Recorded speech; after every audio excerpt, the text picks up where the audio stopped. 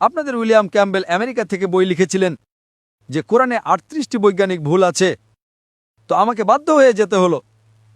আমি তো এটা ২০০০ সাল, আমার বয়স মাত্র ৩৫ বছর ছিল তখন, এবং গিয়ে বিতর্ক করলাম আমি তার সাথে। আলহামদুলিল্লাহ তিনি স্টেজে স্বীকার করলেন, ডক্টর জাকির নায়েক বাইবেলে এত ভুল বের করেছেন, আমাকে আবার বাইবেল পড়তে হবে। সত্যবাদী মানুষ ছিলেন, আপনার মতো ছিলেন না। তো আমি কি মিথ্যা বললাম আপনাকে? আপনি তো অপমান করছেন আপনার সেই লোকদের যারা প্রশ্ন করছে। আমি খুব ভালোভাবে প্রশ্ন জিজ্ঞেস করলাম, আপনি অপমান শুরু করলেন। আমি এটা সহজভাবে বলছি, ভাই আপনি যে করছেন না, আপনি যা করছেন না, তর্ক করছেন। আমি আপনাকে সুযোগ দিচ্ছি, মাইক বন্ধ করছি না এতক্ষণ। রাত 12:30টায় কোনো খ্রিস্টান মিশনারি 20,000-এর সমাবেশে অনুমতি দেবে প্রশ্নোত্তর করার জন্য? তারা তো শুধু লেকচার দেয়। অপমান করছি? আপনি প্রশ্ন করলেন, আমি উত্তর দিলাম কি না? আপনি বললেন একটা আয়াত দেখাও, আমি জবাব দিলাম।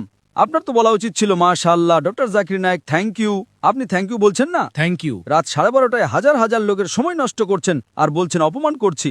আল্লাহ আপনাকে হেদায়েত দিন, আল্লাহ আপনাকে হেদায়েত দিন। থ্যাংক ইউ বলার বদলে অপমান বলছেন। Thank you. আপনি আমার প্রশ্নের জবাব দিয়েছেন, অনেক শুক্রিয়া। বাস, জবাব তো দিয়েও দিলাম। আপনার এক প্রশ্নের না 3টে প্রশ্নের জবাব দিলাম, কারণ বাইবেল এটা ইনজিলের বিকৃত রূপ। কোরআনে কোথাও লেখা নেই যে বাইবেল আল্লাহর কিতাব। কোরআনে লেখা আছে ইনজিল।